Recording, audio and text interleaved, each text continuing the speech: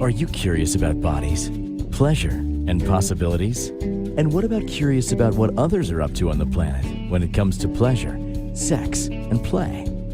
Have you considered what pleasure can do for your life, your body, and your bank account? Do you know something magical, delightful, and out of this world orgasmic is not only possible for you, but totally available to you? If you're ready to be the magical, sexual, sexy beast you know you can be, and you just need the tools to get there, you're in the right place. Now, here is the host of The Pleasure Zone, sex, relationship, and intimacy coach and holistic health practitioner, Milica Jelenic. Welcome, my sweet pleasure seekers. For those of you who are brand new to this show, where have you been the last 11 years, my friends? You've been away. You haven't been with me. But if you have been listening to the last over 11 years, thank you for that. And I totally appreciate every single listen that I get on all the different platforms that are available. We have, for the last 11 years, been exploring things together like desire, passion, history, mystery, psychology of all things sexual, whether we're looking at the spectrum of human sexuality, the way that people, receive pleasure, and also just the way we express it, right? So much. There's so much information that I have managed to tap into for the last 11 years. It kind of blows my mind because honestly, I thought I would have maybe enough content for 8 episodes when I first started. So yay me. Tonight's topic is going to be about 5 things to increase passion and desire. We're going to talk about this from the biological things that go on, how do you get your serotonin and dopamine to kick in? Make sure that you don't have, make sure that you don't get so many serotonin highs that you can't seem to find that anymore and you end up in depression.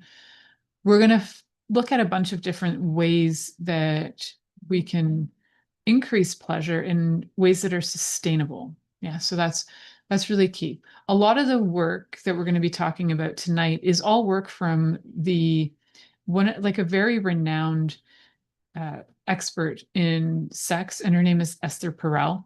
Wish I could have her on the show. Esther, if you happen to see this, I would love to have you on the podcast.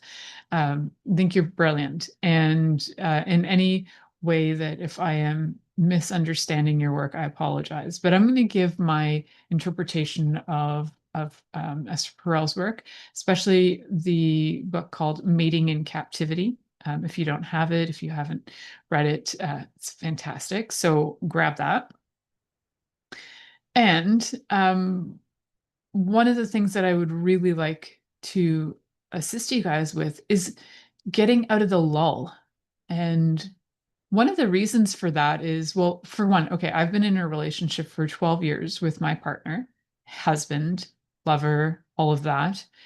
And there can be times where there's lulls. So even, those of us who are in the field of expertise might even find that every once in a while there could be a lull, and we need to use our tools too. So I say this from both experience, but also from the necessity, because I see it in my practice all the time, that there is a necessity to start to find ways to reconnect with your partner, things that aren't going to kill the passion, the desire. So we're going to look at all of that, the drive, the mojo, what turns you on. One of the reasons that passion fades I don't know why, if you're watching me on video, I don't know why I'm drawing like squares with my fingers, but anyways, that's my thing for today, kids. So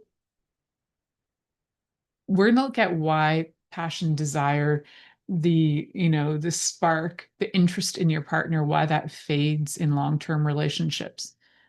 And a lot of people just kind of take it for granted. That's like, that just happens. And there's a lot of reasons why that is.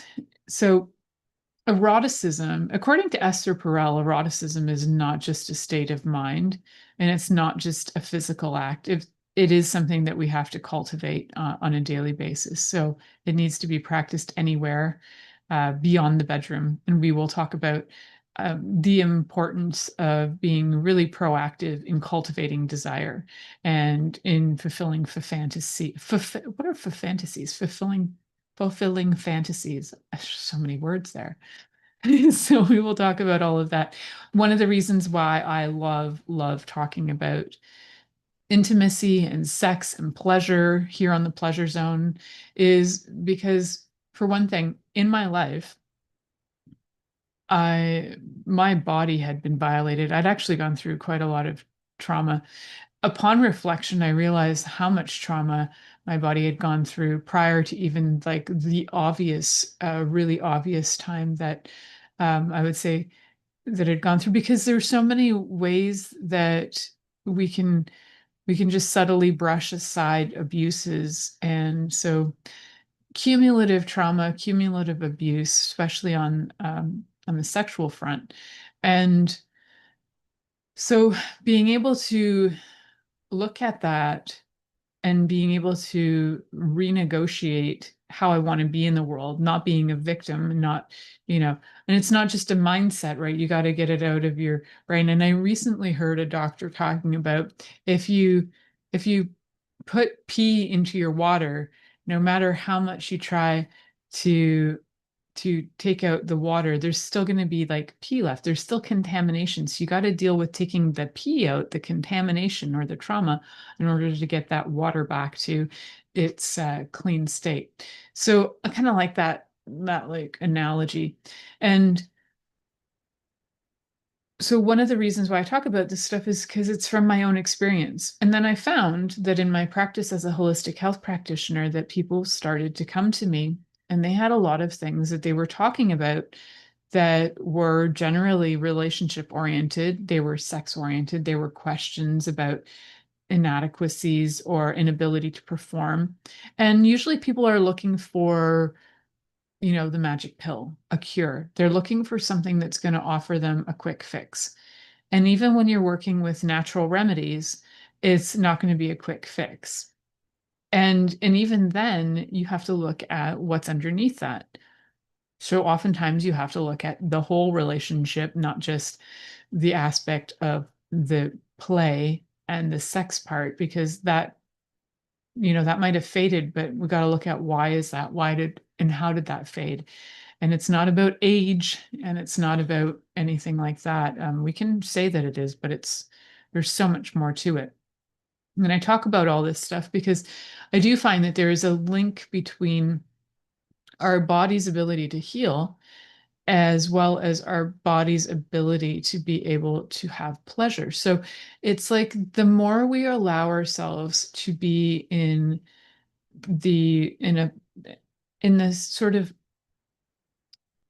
in a nervous system response that is calm, connected, and in that parasympathetic calm, we're able to connect with others and we're able to connect with our own bodies. And as a result, we can heal. We can heal, physically, emotionally. We can also connect with others so we can heal relationships. So they go in tandem to me, that health and sex are very much in tandem. Health and intimacy and relationships are very much in tandem. And I can see that there's often correlations in people's relationships and how their health is being affected, or vice versa, their health is being affected, and then that's affecting their relationships. But oftentimes it's relationship first and relationship to self as well, and then how that goes out into the world with their health. I think that makes sense for you guys. I hope that makes sense. I went on a bit of a rant. So one of the first things that we need to really look at is, why does passion fade? Why do we stop being interested in our partners? Why is it that you can be with somebody for 20 years, 30 years, 10, 20, 30 years, and you can say, this is the person I love the most, but we don't have sex anymore.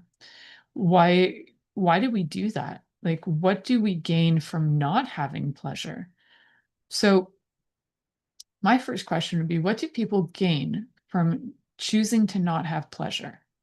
one of the things I think is rejection. So what they gain is not being rejected. If you're in a relationship where your partner is constantly not desiring to be with you, then the question would be, why do they not desire to be with you in a sexual way? So if they're choosing to not be with you in a sexual way, what what is it that has them doing that? So are they avoiding you? Are they tired of trying to please, but they don't know how? Is the communication off so they feel critiqued or judged when you're trying to give them feedback? Is the language that you're using more critical than affirming? Because critical language is going to make a person kind of pull back and not be so interested, probably turn away from the relationship rather than towards the relationship. So, passion fading over years doesn't just have to do with what we would think are the natural ebbs and flows of hormones. Yeah, those are there too. But if your hormones are in check and you love that person, why would there not be any desire? And sometimes it's the inclination that that person's never going away. The actual stability of it can create the stability and the consistency of things day in, day out can actually contribute to boredom. And then as a result of boredom, people just don't take the effort to find things that will spark the relationship. So when you are in a relationship where you no longer desire your partner sexually, but you still feel you love them, you need to ask that question about what is it that has me love my partner but not want to be with my partner? Do a little self-evaluation, because that loving your partner and desire, love and desire are different, by the way.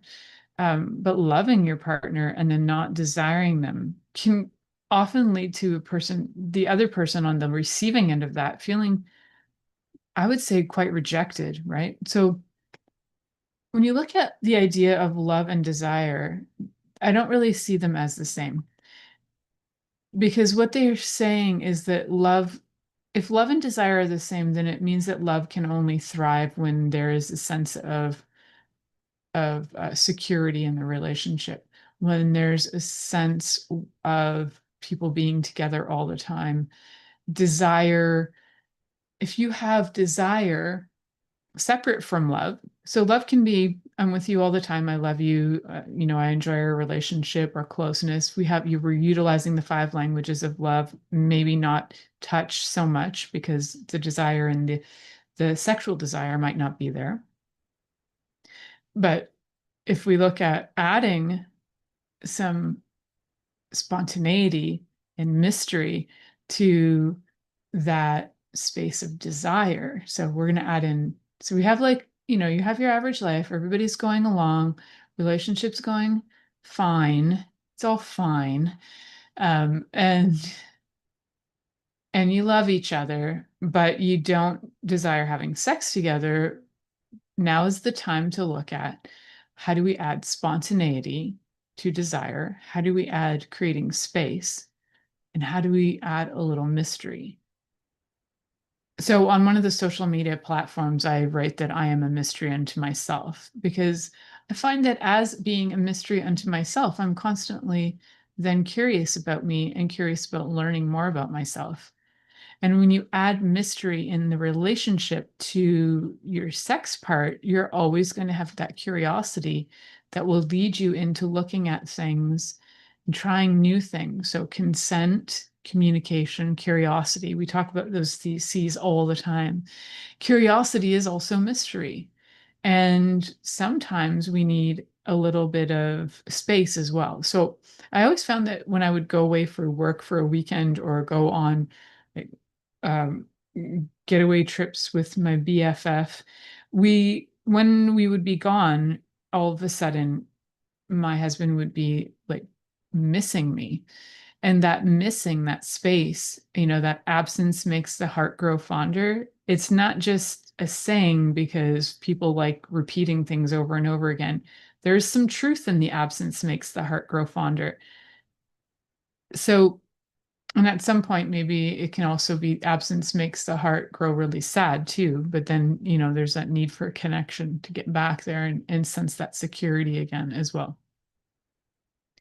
So, love and desire, I don't really think of them as the same. I went on a bit of a tangent there, guys.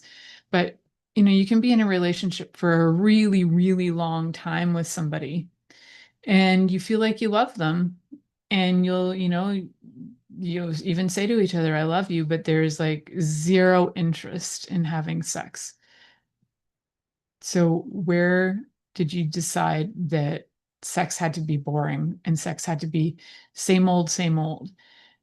Where did you lose your curiosity? Because I bet that as a child, you had some curiosity. Curiosity is what would have led you into choosing, different things like sports. It would have had you choose into the career you've got. Curiosity even brought you your partner. Chances are, unless you're in an arranged marriage, an arranged partnership, you actually had some curiosity that brought you to your partner. So where did your curiosity go? Where did your sense of play go? Did you decide that like being a grown-up meant being ultra serious all the time? There is a sense that, being playful and overly playful all the time can be a way of coping with trauma and just trying to cover things up. There is that. I hear you. For those of you saying, but, blah, blah, blah. Yes. And having play in your life is actually incredibly healing. And sometimes being playful is also really healing, especially if being playful is a way that you connect with your partner. If you both do silly little things together, it's a way that you turn inward into each other, towards each other. That helps strengthen a relationship. Holy cow, I went on such a rant that I didn't realize that it was break time. So I'm going to head to break. You're listening to The Pleasure Zone here on Inspired Choices Network, and we will be right back after this commercial. Are you secretly a voyeur, wondering what's going on in other people's sex lives? What if now is the time for a totally different sexual evolution? Are you interested in people who are pioneers of different sexual and pleasurable practices? Lean in now with Milica Jelenic, where she will entice you and your body to know your own pleasure zone. On the Pleasure Zone radio show, with sex, relationship, and intimacy coach, Milica Jelenic, you'll receive tools, inspiration, and a foundation to allow yourself to receive more in your sex life, and quite possibly other areas of your life as well. Listen for The Pleasure Zone with Milica every Monday at 8 p.m. Eastern Time, 7 p.m. Central Time, 6 p.m. Mountain Time, and 5 p.m. Pacific Time on InspiredChoicesNetwork.com.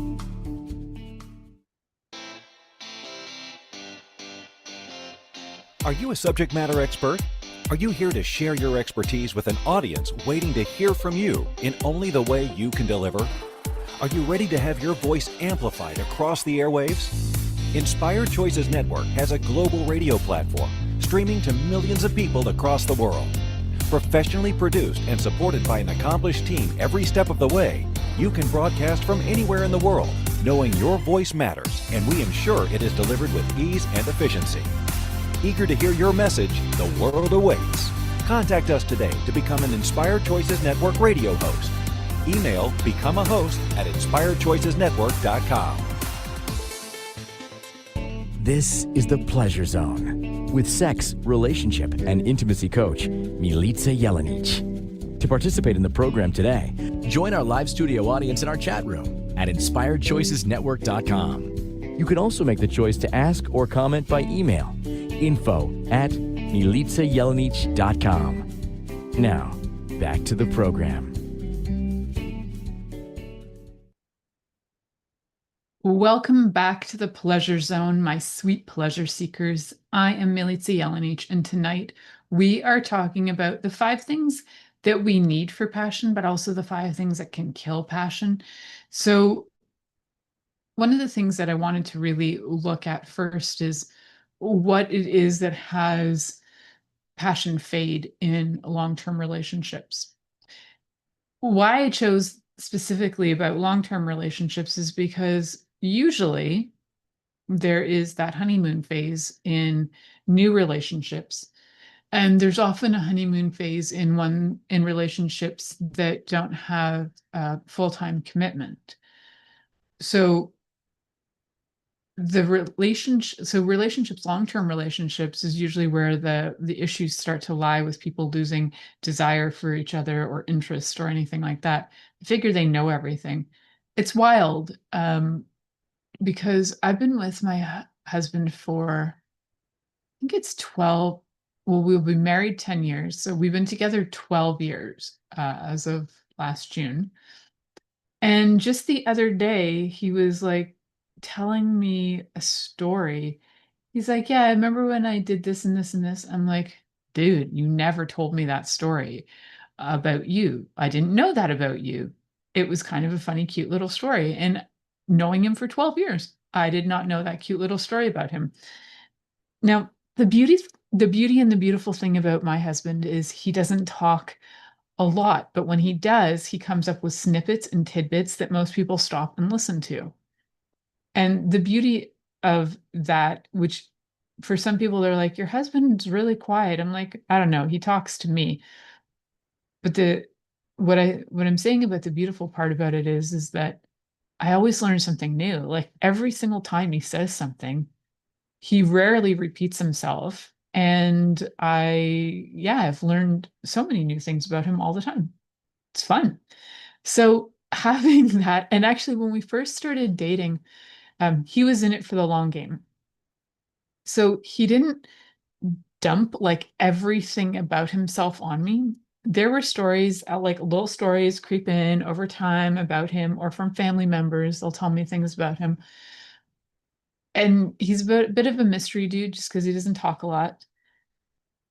And because he was in it for the long game, he didn't just throw it all out at once. He's like, nah, you're gonna learn about me in time.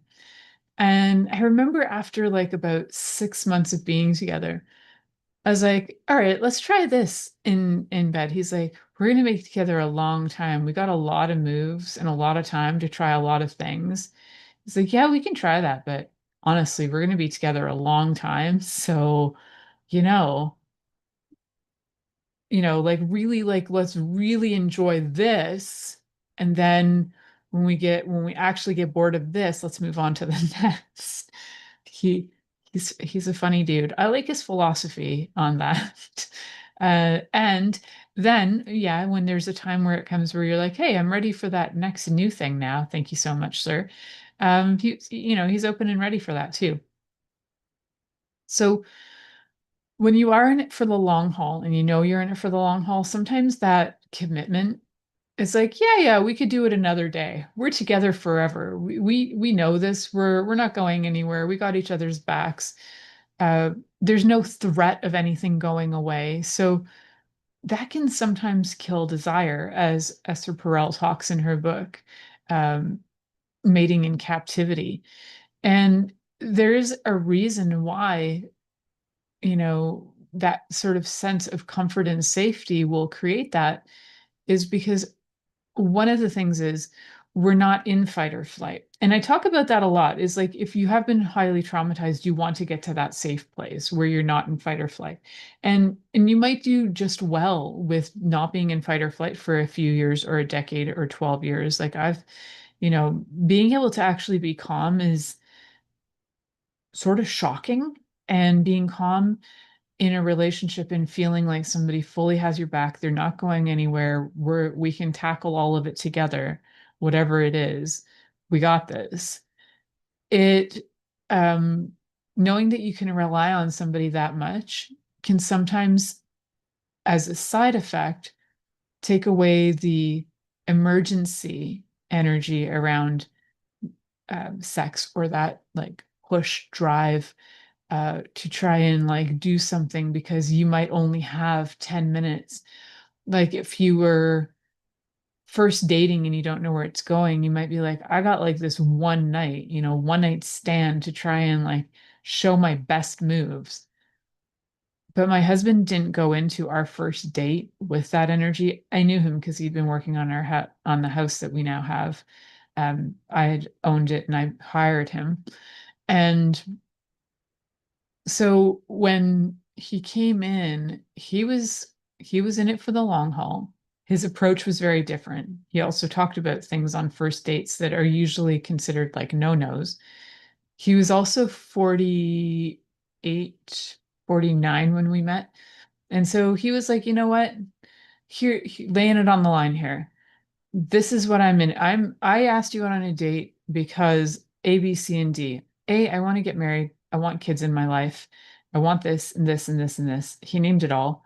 And he's like, how do you feel about that? And most people are like, you shouldn't talk about this on the first date. Dude, he was 49. I was 39, 38, 39. At that point, we were like, you know what? You might as well just say it. It's not like we're 20 and we're not sure, oh, I'm 20, I could have 7 more relationships after you. So I don't know if I want to commit to this. We were both like, yeah, we're choosing this. I'm choosing to be with you. So either we're in it and we need to know what the ground rules are, or we're not in it. It's one or the other. So it was very much commitment right off the bat. So we did have honeymoon, but not in the same way that I'd had it in other relationships where you have that intensity of sex and trying to get as much sex in so many different ways possible in as fast as you can. For some reason, it feels like a race or something, like a competition. I don't know. Do you guys know what I'm talking about? There's that like intense thing that happens. Got to get all the greatest sex in ever just because you never know if you're going to have it again because you don't know where the relationship is going and you don't know how long that person's going to be around for. So that intensity of almost like death or things going away is there. Where when you have commitment, that intensity is not as strong. When you have that commitment, it's like, oh yeah, I can count on that person. They'll be around. We could do sex today. We could do sex tomorrow. We could do sex in 3 weeks from now. That's where it's important that both partners make the point to be spontaneous, to show affection, to do things that will intrigue um, intrigue your other partner, to get them interested. Uh, it's cute because, sometimes also just reminding your partner of how like desirable you are can help them feel more desire for you as well. So, quick, short, cute story is the other day, Ziva had an art show in a town. And so we were just having dinner out. And um, I, I flirted because this is how I talk to people. I flirted with the owner slash bartender. And next thing you know, our bill comes and like all the drinks were free. And that would have been like $28 worth of drinks were free. And so when I got home, I told Mike, and Mike was like, yeah, you did, because look at your ass. And I'm like, all right then. And like you could feel, when you feel like you're like, oh yeah, my partner just got the remind that he's got a sexy beast in his life and vice versa. And so it's kind of fun to have that energy where I think what happens with some people is they'll hide that or they'll be ashamed of it. And they're like, I got flirted with, but I don't want to talk about it. You can use that to build things to like if your partner isn't the jealous kind, like Mike's not a jealous type, I can use that energy and be like, guess what? Dude just gave me drinks. You're with a hot woman. And he'll be like, yeah, I am. And that can spark something. Do you see where I'm coming from? So that playfulness can be helpful too. I'm really big on play, and playfulness can come in language. It can come in, those random spanks on the butt that I don't even know if spanks on the butt are even so random for me anymore. It's like anytime I walk by, a hand lands on my ass, which I'm really grateful for. I appreciate that. I would feel kind of like sad if it didn't happen anymore. So yay for getting the random ass spanks. Totally love it. And I think what we really need to do is like take the chance to be playful and take the chance to be spontaneous with our partners.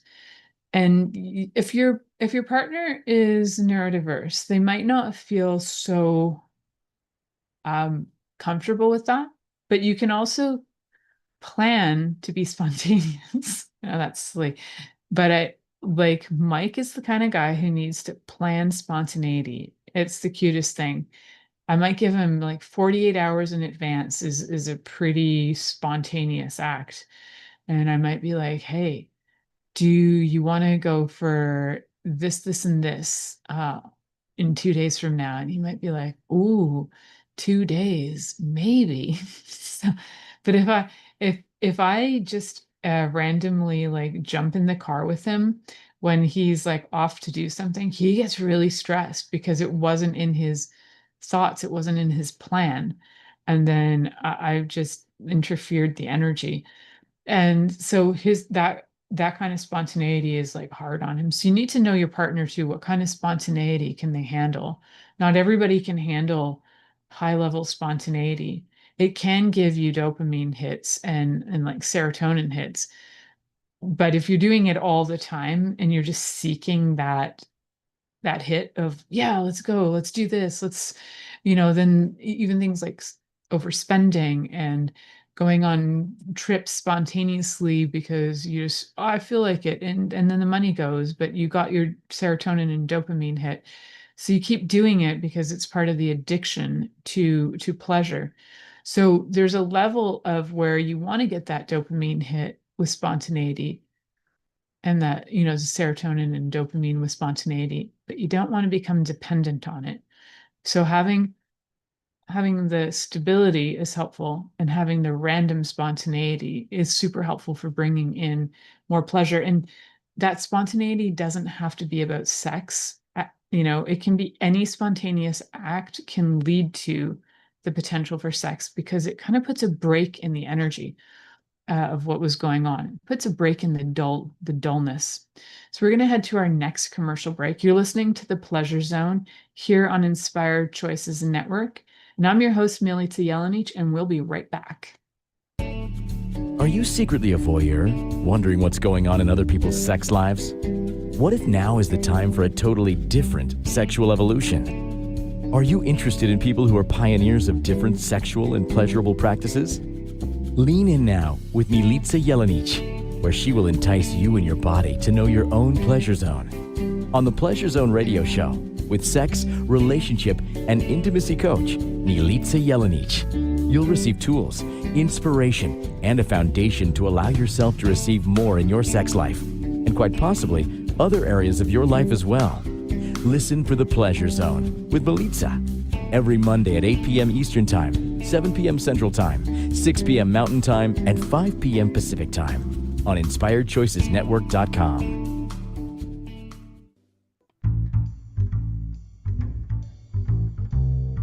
How wonderful would it be to carry your favorite Inspired Choices Network host with you throughout your day? Well, now you can. Inspired Choices Network now has its very own mobile app. Our free app offers live streaming shows, along with thousands of podcasts and TV episodes. Our shows cover a wide variety of topics. Whether you're waking up with us, carrying us through the day, and taking us to bed with you, we're always here for you to enjoy. We're easy to find. Just search for Inspired Choices Network in the Apple App Store or Google Play Store.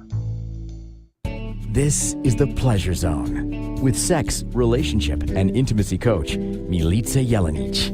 To participate in the program today, join our live studio audience in our chat room at InspiredChoicesNetwork.com. You can also make the choice to ask or comment by email, info@MilicaJelenic.com. Now, back to the program.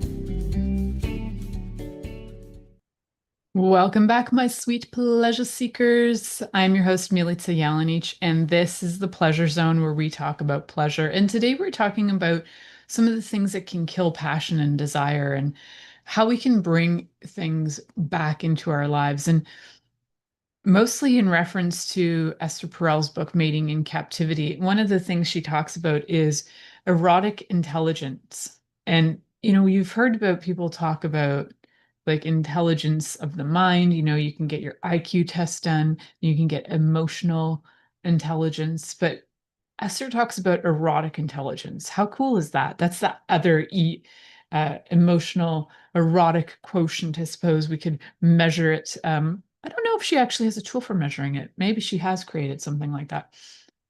So erotic intelligence. Erotic intelligence, and I'm going to give you a little like explanation from the way that, like a summary of erotic intelligence, because I think it's such a cool way to think about it. And it's also it's pretty much what I talk about on this show, but I hadn't really coined the term or used that term. So she refers to eroticism as an inner state and eroticism as an intelligence fueled by imagination, curiosity, mystery, and with a significant portion taking place between our ears rather than just between our legs. So when I talk about communication, when I talk about curiosity and consent, that's all between our ears. That's all like the way that we perceive what we're being told, the way that we can imagine things, the way that we can communicate, all of that, much more between the ears than between the legs. And so the more we can tap into our erotic intelligence, the more we can develop our erotic intelligence, the better chance of not getting bored in long-term relationships we'll have. So how do we cultivate these things? So we need to be able to cultivate desire. And that is through deliberate action. When I was saying earlier that both partners need to be able to take that chance to find something spontaneous to do, it is proactive. It's on both people's ends. It's not just one person putting in the effort all the time. It needs to be both sides. Or what will start to happen to feel is like that one partner is turning toward the relationship and the other partner is turning away from the relationship. There might be one person that's more of a leader that gets things started. I'm definitely more of the leader to get things started. And then that kind of fuels the flame, and then that will also get like my husband to kick in, and he'll also do things. He's not necessarily the leader when it comes to sex. I am. And that's probably why I have the show and he doesn't. So that can be the case for a lot of, I think this is happening for a lot of men, actually. They're not really sure how to approach their partners anymore. It might be slightly different in non-heterosexual relationships, where I think the dynamics of more in the LGBTQ community, there's more conversation, there's more curiosity, and then there tends to be more exploration that happens than in heterosexual relationships. We're kind of like years behind in the heterosexual world. There's like years behind that. Even though I don't identify as heterosexual, I'm in what would be like a heterosexual relationship with my husband. So that's just why I refer to it that way. But we're kind of behind. So that's my opinion on that.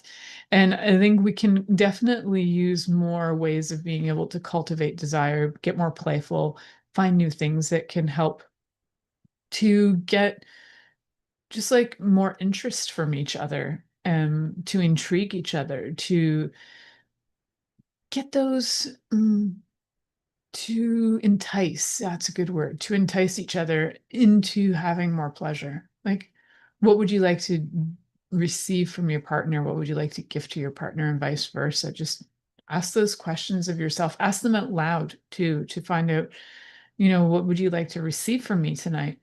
Well, that would be an interesting question to ask if you've never asked it. You might be surprised. Your partner might not want that, you know, full on sex that you thought he wanted. Your partner might just want something completely different. And since you asked, your partner might be willing to tell you. So communicating openly is so, so important. And that is such a key in being able to cultivate desire. We know that passion will absolutely die with no communication. We also know that passion will die with no curiosity. And we know that passion does not exist without consent. In order to have passion, like real pleasure, there needs to be consent. Even if it's non-consensual consent, because that's a form of play unto itself. And if you haven't listened to any of my episodes on kink, go listen to that and learn more about non-consensual consent. consensual non-consent. Yeah, I flipped that around. Consensual non-consent, where you're agreeing to be playful in a way that appears like you're not consenting, but in fact you are consenting. Consensual non-consent. So the other thing that you can look at is just figuring out, what are your fantasies? Maybe your fantasies are really, really simple and you've just never even wanted to say them out loud. Like, oftentimes my simplest fantasies are the ones that are like maybe the most easy to get off on, I guess you could say. Um, because those complex ones, I don't know, I can go into complex worlds and have like entire movies happening, but that's complicated. Usually it comes down to sensation, um, unique scenario, uh, certain energies that might have been presented or ideas that have been presented. There are lots of times where it could be a reflection of something that I've talked about or experienced, and it's just like a reflection on that too. So yeah, sometimes it's easy. Sometimes fantasies can be super easy, but talking with your partner about your fantasies can maybe help them come to reality too. They can also sometimes lead to real clarity in relationships, and that can sometimes also lead to breakups. So I can definitely say that getting clear for yourself on what do you truly desire. Like, do you really want that threesome, or do you just think you do? Because if you bring that up to your partner and then you go to try and do that and then it just destroys your relationship, was that worth it? So do you want that threesome, or do you just want to fantasize about that threesome? I'm using that as an example because it's one of those like top things that people usually are like, I want a threesome. Most dudes are like on that threesome end. Um, and do you want that? Like, do you want something that could potentially destroy your relationship? So you need to have the willingness to look at all. If your partner doesn't want that, and for you, you have to have that, or it's, you'll never be able to be in the relationship. Well, then if it's non-negotiable for either of you and you're both on opposite ends of the spectrum, it won't work. That can kill a relationship too. So being able to practice things with your partner that help you to bring in more desire. So if you're pretty good at conversations and discussing the things you desire, then bringing up that threesome won't be so hard. But if if you've never brought up anything you desire and then you just come out of left field with something like that, you might find that it's going to bring up a lot of questions like, what, don't you love me? Don't I turn you on? And that can just lead to more confusion, right? Because that might not be it. It might be that you're looking for novelty, and finding novelty in other ways that maybe are less likely to destroy your relationship, right? So novelty can come in with things like toys and different play and different locations and uh, all kinds of ways. Guys, there's over 400 episodes on this station, 500 now, over 500. I don't even know anymore. And just in here alone, I bet there are thousands of ideas that I've shared that you guys can use to get out of doldrum. And some of them are going to be ones you create on your own too, because some of them are ones that I just encourage you to go explore, create different ways to play with, like even creating your own games to, find a new location with a new position with a toy on top of that, maybe some food, have some fun. And you have, 5 locations, 5 different toys, 5 different positions, 5 different foods. Go for it. That's so many variations right there. I can't do the calculations, permutations, and combinations on that one, but that's a lot of 5 times 4, but in so many different permutations and combinations can bring a lot of fun. And that isn't a lot of ideas to come up with. So you can see how that can open things up. And it can also bring spontaneity because you're just pulling out of a hat. Let's try this. Whatever's in that hat is a yes. So let's play with that. If you're not really sure what I'm talking about, how to even do that, you can feel free to connect with me through my website, milicajelenic.com. Happy to chat with you. Send me an email. If you need to, book a time, we can do that. But sometimes I can answer your questions pretty quick in an email too. So feel free to connect anytime. If I don't respond to you within usually 48 hours, then it might have landed in my junk. So try again. All right. So how do we not get bored, guys? That's kind of the key. I think, do you get that kind of as the gist right now? Is that boredom, doldrum, and that sense of safety, as much as safety is fantastic for the nervous system, safety with no spontaneity can lead to boredom. Safety and spontaneity can lead to long time, lots of fun, desire, commitment, passion, build up, orgasms all over the place. So, yeah, those are, hello, how beneficial is that? So, we're going to head to our next commercial break. You are listening to the Pleasure Zone here on Inspired Choices Network. I'm Milica Jelenic, and we'll be right back after this commercial. Are you secretly a voyeur, wondering what's going on in other people's sex lives? What if now is the time for a totally different sexual evolution? Are you interested in people who are pioneers of different sexual and pleasurable practices? Lean in now with Milica Jelenic, where she will entice you and your body to know your own pleasure zone. On the Pleasure Zone radio show, with sex, relationship, and intimacy coach, Milica Jelenic, you'll receive tools, inspiration, and a foundation to allow yourself to receive more in your sex life, and quite possibly other areas of your life as well. Listen for the Pleasure Zone with Milica every Monday at 8 p.m. Eastern Time, 7 p.m. Central Time, 6 p.m. Mountain Time, and 5 p.m. Pacific Time on InspiredChoicesNetwork.com. This is the Pleasure Zone with sex, relationship, and intimacy coach, Milica Jelenic. To participate in the program today, join our live studio audience in our chat room at InspiredChoicesNetwork.com. You can also make the choice to ask or comment by email, info@MilicaJelenic.com. Now, back to the program.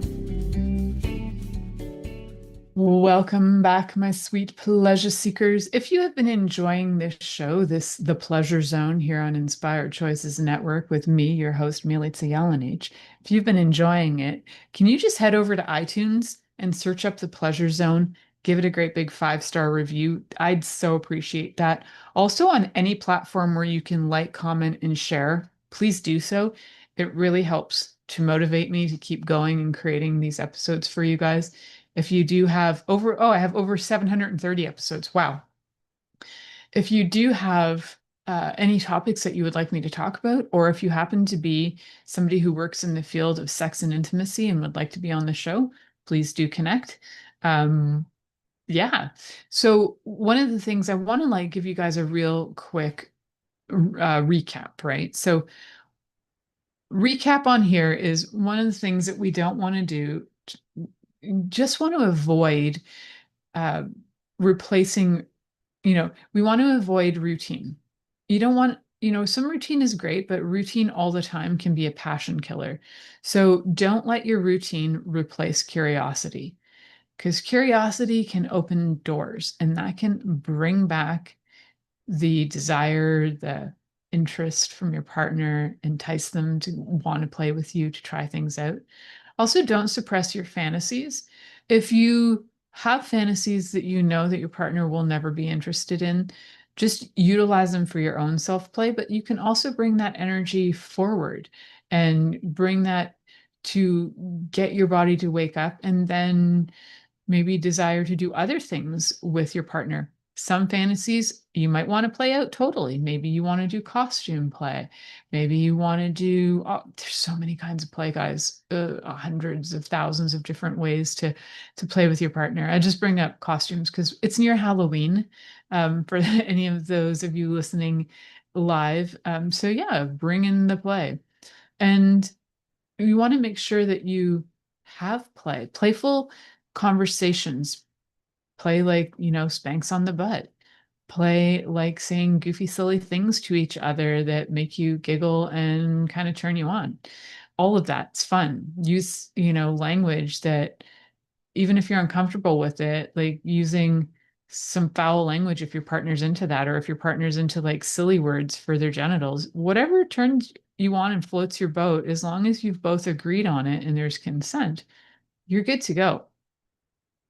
You also want to make sure that you prioritize connection over say, we'll call it productivity.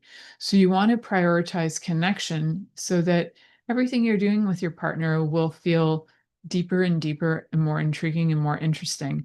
Productivity would be where the outcome is orgasm, and that's all we're trying to achieve is orgasm. But that just lends to trying to find ways that the body operates, not the way that the body receives pleasure. The way the body operates is that stimuli stimulate the body. Pleasure is a whole other dynamic way of engaging the brain, and then different hormones being released, and then having your body come alive. It's a very different experience than productivity and just trying to achieve orgasms over connection. Connection is key. So, what do we want to do? We want to connect. Who do we want to do it with? Whoever we love. Yes. I'm so like never a cheerleader. Can you tell? All right. So, what is it that makes you feel alive and desired? Because you probably know what doesn't make you feel alive or desired. And one of the things to really check in with is trying something new, even like one new experience a week, because one new experience a week can get, the dopamine system in your brain activated, and it can help you feel excited, can help you feel motivated to seek out more new things. But also, you don't want to have it on all the time, because like if you're doing this every single day or 10 times a day, you're trying something new, it can become like almost stressful to the body, and there might not be a deeper sense of fulfillment. So you do want to have a feeling of reward, but you also don't want to overdo it to the point where you get exhausted by thinking you have to constantly seek reward. So there is like a whole conversation on the neuroscience behind pleasure as well. So if that's something you're interested in, I do think I've done some shows about like the neuroscience behind that, especially talking about dopamine, oxytocin, serotonin, and endorphins, the dose of happy hormones. And I have an entire program on my website dedicated to the different things you can do to get your happy hormones going. So those are all helpful in bringing back passion and desire and connection with your partner, and waking everything all up again.